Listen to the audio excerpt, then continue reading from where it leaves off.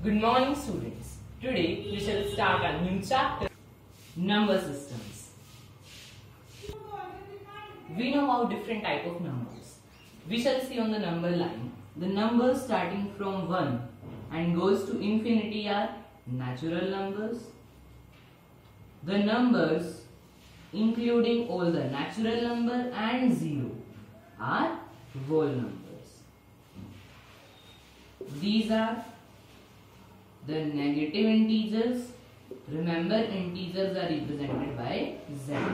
Okay, and this is the whole set of integers. Okay, which are represented by z. Integers include 0, which is neither negative nor positive. All the positive integers, which are also known as natural numbers, and all the negative integers. Okay. Further, we shall see about rational numbers, which are denoted by the capital letter Q. The numbers which can be written in the form P over Q. What is P over Q? Numerator upon denominator. And the condition is that P and Q belongs to, it means belongs to integers, and Q is not equivalent to 0. Okay. Like 3 upon 5, minus 2 upon 9. All these are the examples of rational numbers. And now see, what is the difference between fraction and rational numbers? The fraction can also be written in P over Q form, but here P and Q belongs to the group of whole numbers. Okay, and Q is not equal to 0. Now, the question is 0 a rational number? Yes, 0 is a rational number, and why? Because 0 can be written as 0.3. 0 is an integer, 3 is also an integer, and 3 is not equivalent to 0. Hence, it is a rational number, and 0.3 means 0. So, 0 is a rational number. Okay, now let's see more questions about this topic. See, to find 1, 2 or 3 rational numbers between any two given rational numbers, the formula is a plus b upon 2. Okay, let a is a rational number and b is another rational number. So a plus b by 2 is a rational number between these two. Okay, like we have to find two rational numbers between minus 1 and 0. So minus 1 plus 0 upon 2. That is minus 1 upon 2 is one of the rational numbers. Okay. And we have to find two rational numbers. We have found the 1. Second one is minus 1 upon 2. Put it as a and put 0 as b plus 0. And this whole upon 2. That means minus 1 upon 2 divided by 2. Okay, that means minus 1 upon 4. It is the another rational number between these two. Now, to find more than 3 rational numbers, suppose if we use this formula, then it will be very time consuming. So what can we do? Just make the denominator of both the rational numbers same. If we we have to find 10 rational numbers, so make their denominator same first. How? By making them equivalent fractions. 2 by 3 multiply 2 upon 2, that is 4 upon 6, and 3 upon 2 multiply 3 by 3, that is 9 upon 6. We have done this in earlier classes. So in this, the denominators of both the rational numbers become same. This is the first step. Okay. Second step is to multiply both of them with n plus 1 by n plus 1. What is n? The 10. Okay, the number of rational numbers which we have to find is n. Okay, now let's see. 4 upon 6 multiply 10 plus 1, that is 11 upon 11. What we will get? 44 upon 66. And similarly, we multiply 9 upon 6 by 11 upon 11, we get 99 upon 66. So, you can easily find 10 rational numbers between 44 upon 66 and 99 upon 66. So you can write any 10 selected rational numbers between these two, and that will be your answer. Now let's see some true false. Okay, so first is every whole number is a positive integer. Look, 0 is a whole number, but it is not a positive integer. I have told you earlier that 0 is neither negative nor positive. So this statement is false. Okay, every integer is a rational number. It is true. Why? Because every integer can be written in the form of P upon Q. How? Let's see. There is -3. It's an integer. It can be written as -3 upon 1. It became an integer. Minus 5 upon integer, and 5 upon 1 is a rational number. Okay, so it means that every integer is a rational number. Next is 3 upon 2 lies between 2 upon 3 and 4 upon 5. Let's see whether it is correct or not. See. We can check it by cross multiplication method. If we cross multiply it, we get here 4 and here 9, so it is greater than this.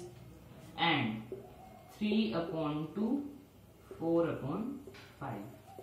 Here will be 8, here will be 15. It means it's also greater than this. 3 upon 2 is greater than both of them. It means this statement is false. 3 upon 2 does not lies between 2 upon 3 and 4 upon 5. Let's look about the next topic, decimal representation of rational numbers. See, if we divide, if we solve this, what will be the quotient?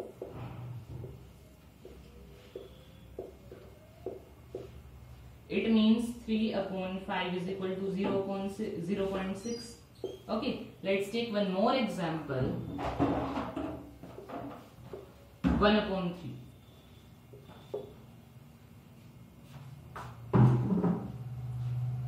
Here will be 3. So 3 upon 1 will be 3. But if the condition is that 11 upon 3, what will be the answer?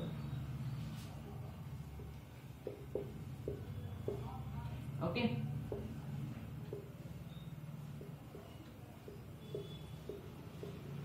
Again 6. Again 6. Now you can see the remainder is not becoming 0 and the quotient is 6 and 6 again. It means 11 upon 3 can be written as 3.666 and so on. To write this, how can we write it? Put the 6 under the bar. Okay. Put the 6 under the bar. This is the way to write a number which is not terminating but repeating again and again.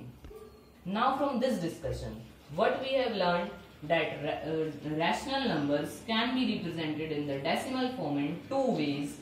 One, that they terminates, and the other one, some of them never terminates but repeats again and again. See, from this discussion what we have concluded that whether a rational number has a terminating decimal representation, for example 2 upon 5, okay, 1 upon 10, all these have terminating decimal representation, and non-terminating repeating like 3 upon 5, 1 upon 7, not 3 upon 5, 3 upon 11. Okay, all these have non-terminating repeating decimal representation.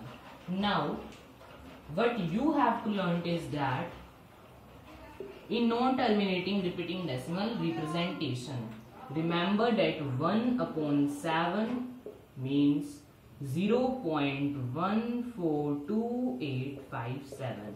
Okay, this decimal representation will help you in many type of questions. Okay, so remember this one. After that, now I am telling a formula to you to find whether a rational number has terminating decimal representation or non-terminating. Let's look that. See, if a number can be written in the form, rational number can be written as p upon q.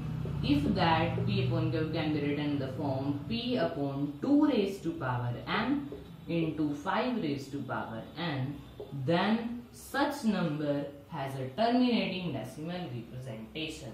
I know you are not clear with this. Let's look it in detail. Look, like 3 upon 10. 3 upon 10 can be written as 3 by 2 raised to power 1 into 5 raised to power 1. It is correct? So that means 3 upon 10 has a terminating decimal representation. If you want to check it, divide this and you will get the answer 0.3, which is a terminating decimal. After that, let's take more examples like 2 upon 5. Okay, 2 upon 5 can be written as 2 by 2 raised to power 0 into 5 raised to power 1. So 2 upon 5 is the terminating decimal. But in the case 3 upon 7, it cannot be written in this form. So it is non-terminating repeating. If a rational number is non-terminating, then it must be non-terminating repeating. Look, if we take 3 upon 7 the example, okay, if you will say, we can write 3 upon 7 as 3 upon 2 raised to power 0 into 5 raised to power 0, but you have to write 7 raised to power 1. Okay, but the condition is that only 2 and 5 can be the factors of q, not the 7. Hence, it is non-terminating repeating. Another example like 9 upon 13. It can't be written in this form. Okay, 9 upon 13 raised to power 1. Just this. So it is non-terminating repeating decimal. Okay, so if you are asked some questions about this, you can easily answer. See, if you are asked to find the value of 22 upon 7 without doing the actual division, okay, you are asked in a question, find the decimal value of 22 upon 7 without doing the actual division. So how can you do? I have told you earlier that 1 upon 7 means 0.142857. Okay, now multiply 22 both sides. What we will get? Here 22 upon 7 and here the value of 22 upon 7, that means 3 bar is there. Okay, 3.142857. Okay, you can multiply it in your notebook and you will find this answer of the value of 22 upon 7. Okay, hence we have completed this topic, decimal representation of rational numbers. Let's move to our next topic, how to convert a decimal number into a rational